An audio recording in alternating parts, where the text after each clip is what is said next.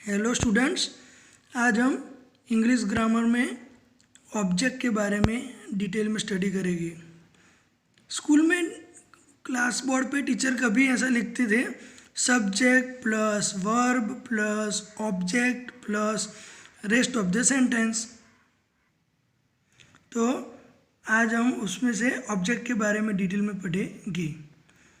Object मतलब क्या है? कोई वस्तु या तो कोई पर्सन, ऐसा समझना है। नॉन लिविंग थिंग या तो लिविंग थिंग। ऑब्जेक्ट दोनों हो सकता है, ऐसा नहीं सोचना है कि नॉन लिविंग थिंग ही है। लिविंग थिंग भी हो सकती है, नॉन लिविंग थिंग भी हो सकती है। तो देखते हैं ऑब्जेक्ट के दो टाइप्स हैं, डायरेक्ट ऑब्जेक्ट और इनडायरेक्ट ऑब्जेक्ट। तो पहले देखते हैं डायरेक्ट ऑब्जेक्ट क्या है। तो direct object refers to a person और थिंग। वो किसी पर्सन या थिंग के बारे में है, बात करता है। Directly affected by the verb. Verb की सीधी इफेक्ट इस पर्सन या तो थिंग पे होती है, इसीलिए उसको डायरेक्ट ऑब्जेक्ट कहते हैं।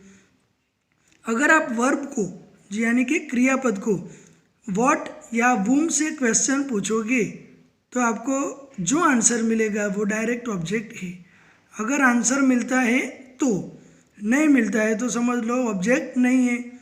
ऐसा कंपलसरी नहीं है कि होगा ही, है तो ठीक है, नहीं है तो कोई बात नहीं। तो अगर आप व्हाट और वूम से क्वेश्चन पूछोगे, अगर कोई आंसर मिल रहा है तो समझो वो डायरेक्ट ऑब्जेक्ट है। Direct object usually a thing, कोई चीज़ हो सकती है। देखते हैं अभी एग्जाम्पल देखते हैं तो ज़्यादा क्लियर हो जाएगा। The electors choose mister Patel. तो जो वोटर्स लोग हैं उन्होंने मिस्टर पटेल को चूज़ किया है। तो चूज़ व्हाट ऐसा क्वेश्चन पूछेंगे, या तो चूज़ वूम, किसको इलेक्ट किया है, तो आंसर मिलता है मिस्टर पटेल। तो मिस्टर पटेल तो लिविंग थिंग हो गए ना, तो वो हमारा ऑब्जेक्ट है। और इस सेंटेंस में हमारा मिस्टर पटेल डायरेक्ट ऑब्जेक्ट है। Priyal wrote a novel. What wrote, क्या लिखा था, तो आंसर मिलता है अ नॉवेल। तो अ नॉवेल हो गया डायरेक्ट ऑब्जेक्ट। अब समझते हैं इनडायरेक्ट ऑब्जेक्ट के बारे में। रिफर्स टू अ पर्सन और थिंग, उसमें भी ऐसा है, पर्सन और थिंग को रिफर करता है। लेकिन इधर देखो, receiving something from the subject of the verb. तो वो कुछ रिसीव करता है, किससे?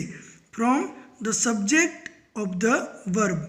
जो वर्ब का जो सब्जेक्ट है उससे कुछ चीज़ रिसीव करता है। यूजुअली अ लिविंग थिंग्स या तो पर्सन, तो इनडायरेक्ट ऑब्जेक्ट है, वो यूजुअली लिविंग थिंग होता है, और पर्सन हो सकता है। अभी देखते हैं example. She gave me the book. तो उसने मुझे बुक दिया था। तो इधर जो मी है अंडरलाइन किया है वो हमारा इनडायरेक्ट ऑब्जेक्ट है। अगर आप वर्ड से क्वेश्चन पूछोगे क्या दिया था, तो आंसर आएगा द बुक। तो इसमें द बुक है, वो क्या है? डायरेक्ट ऑब्जेक्ट है। तो इस सेंटेंस में स्टूडेंट्स दो ऑब्जेक्ट दिए गए हैं। द बुक है वो डायरेक्ट ऑब्जेक्ट है, और मी है वो इनडायरेक्ट ऑब्जेक्ट है।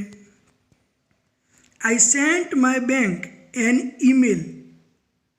क्या सेंड किया? व्हाट। तो आंसर मिल रहा है एन ईमेल। तो एन ईमेल हो गया डायरेक्ट ऑब्जेक्ट। माई बैंक तो इनडायरेक्ट ऑब्जेक्ट। तो दो है। तो स्ट्रक्चर आप देखोगे तो पता चलेगा, पहले सब्जेक्ट है, फिर वर्ब है, फिर इनडायरेक्ट ऑब्जेक्ट, फिर डायरेक्ट ऑब्जेक्ट। इस एग्जाम्पल में भी ऐसा है, सी gave me the book, subject है सी, गेव है वर्ब, मी है हमारा इनडायरेक्ट ऑब्जेक्ट, और द बुक है direct object.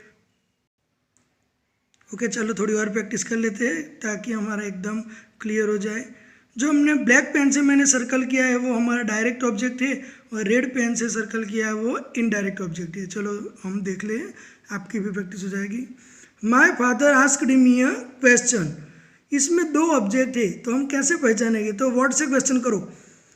My father asked what, क्या पूछा, तो अ क्वेश्चन, आंसर मिला। तो वो हो गया हमारा डायरेक्ट ऑब्जेक्ट। और वूम से पूछो किसको पूछा, क्वेश्चन किसको पूछा, मी, तो वो हमारा इनडायरेक्ट ऑब्जेक्ट। तो जनरली आप व्हाट से क्वेश्चन पूछ रहे हो तो आपको मिल जाएगा डायरेक्ट ऑब्जेक्ट, और whom से पूछ रहे हो तो मिल जाएगा इनडायरेक्ट ऑब्जेक्ट। चलो और प्रैक्टिस। सर तपन टीचिस देम इंग्लिश, तो क्या सिखाते हैं, व्हाट, तो आंसर मिल रहा है इंग्लिश, तो हो गया डायरेक्ट ऑब्जेक्ट। और किसको सिखा रहे हैं, whom, तो देम, तो देम हो गया हमारा indirect object. They offered the beggar food, क्या ऑफर किया बेगर को, तो फूड, तो हो गया डायरेक्ट ऑब्जेक्ट। किसको ऑफर किया, whom, तो द बेगर, तो हो गया इनडायरेक्ट ऑब्जेक्ट। एकदम इजी है ना, लेकिन ये कंसेप्ट बहुत काम का है, वो हमको ट्रांजिटिव वर्ब और इनट्रांजिटिव वर्ब सीखने में बहुत हेल्पफुल रहेगा। I sent her the video, क्या सेंड किया, व्हाट, तो आंसर मिल रहा है द वीडियो, तो हो गया डायरेक्ट ऑब्जेक्ट। किसको सेंड किया, whom, तो हर, तो हर हो गया हमारा इनडायरेक्ट ऑब्जेक्ट। ओके, अब सेंटेंस देखते हैं। तपन लव्ड जलपा, तो व्हाट किसको लव करता है, सू, तो इसमें व्हाट से क्वेश्चन ठीक नहीं होगा, तो whom से पूछते हैं, किसको, तो whom, तो आंसर मिल रहा है जलपा।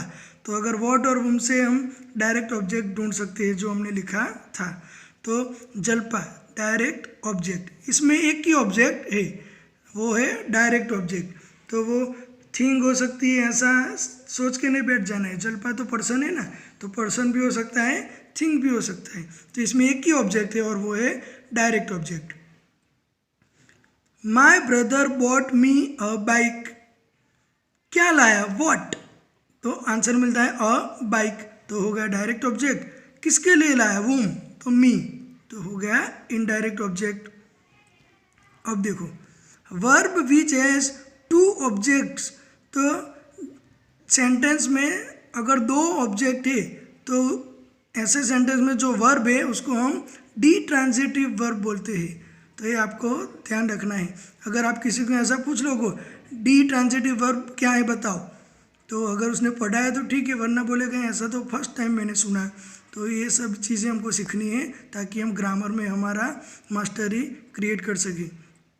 फिर से verb which has two objects, देखो इसमें डायरेक्ट ऑब्जेक्ट इनडायरेक्ट ऑब्जेक्ट है, तो हम इस सेंटेंस में जो वर्ब है बॉट, तो उसको हम डी ट्रांजिटिव वर्ब बोल सकते हैं। अभी देखो sentence containing an indirect object, तो जिस सेंटेंस में इनडायरेक्ट ऑब्जेक्ट होता है usually contain a direct object as well, तो उसमें डायरेक्ट ऑब्जेक्ट भी होता है, ऐसा वो बोलते हैं। तो मोस्टली केसेस में होता है ऐसा, लेकिन कोई एक्सेप्शनल केस है तो नहीं भी होता। तो देखो I handed her a love letter, तो इसमें इनडायरेक्ट ऑब्जेक्ट है हर, तो सामने डायरेक्ट ऑब्जेक्ट भी है अ लव लेटर, तो दोनों है। लेकिन इस एग्जाम्पल को देखो कॉल मी, तो इसके अंदर मी इनडायरेक्ट ऑब्जेक्ट है, खाली एक ही ऑब्जेक्ट वो भी इनडायरेक्ट ऑब्जेक्ट, इसमें नो डायरेक्ट ऑब्जेक्ट नहीं है, तो एक्सेप्शनल केस इसको समझ सकते हैं। अब देखो जो कॉमन स्ट्रक्चर की बात की थी, तो सब्जेक्ट होता है पहले, फिर ट्रांजिटिव वर्ब जो हम डिटेल में नेक्स्ट चैप्टर में सीखेंगे, नेक्स्ट वीडियो में ट्रांजिटिव वर्ब के बारे में, जिसको ऑब्जेक्ट चाहिए ऐसा है। तो subject plus transitive verb plus indirect object plus direct object, ऐसा बेसिक स्ट्रक्चर होता है। देखो कैसे है, नीचे हमने देखा I gave my dad my car, I subject, gave है transitive verb, my dad indirect object, my car direct object. क्या दिया, व्हाट, तो माई कार, किसको दिया, whom, तो माई डैड, तो इनडायरेक्ट ऑब्जेक्ट। लेकिन अब नीचे का सेंटेंस देखो, इसमें डायरेक्ट ऑब्जेक्ट की हेरा फेरी हुई है, तो सीक्वेंस चेंज हो रहा है, डायरेक्ट ऑब्जेक्ट आगे आ रहा है, इनडायरेक्ट ऑब्जेक्ट पीछे आ रहा है। I gave my car to my dad, तो इसमें टू और फॉर का यूज़ करके हम ऐसे लिख सकते हैं। I gave my car to my dad, ये भी सही है। तो माई कार देखो डायरेक्ट ऑब्जेक्ट है, वो टू के आगे आ गया, और माई डैड इनडायरेक्ट ऑब्जेक्ट पीछे चला गया, तो exchange of direct and indirect object इसको बोल सकते हैं। Binal need her boyfriend a sweater, अब देखो इसका Binal need a sweater, for her boyfriend, तो इसमें फॉर यूज़ किया है तो उसके आगे है वो डायरेक्ट ऑब्जेक्ट है और पीछे है इनडायरेक्ट ऑब्जेक्ट। तो आप जब भी टू और फॉर देखो तो थोड़ा दिमाग में क्लिक होना चाहिए कि टू और फॉर के आगे वाला जो है वो डायरेक्ट ऑब्जेक्ट होगा। देखो ये लास्ट एग्जांपल देखते हैं। I sent Mayur to the doctor for checkup. चलो पहचानना है, तो टू के आगे मैंने अभी बोला टू और फॉर है, उसके आगे आप डायरेक्ट ऑब्जेक्ट है ऐसा मान सकते हो।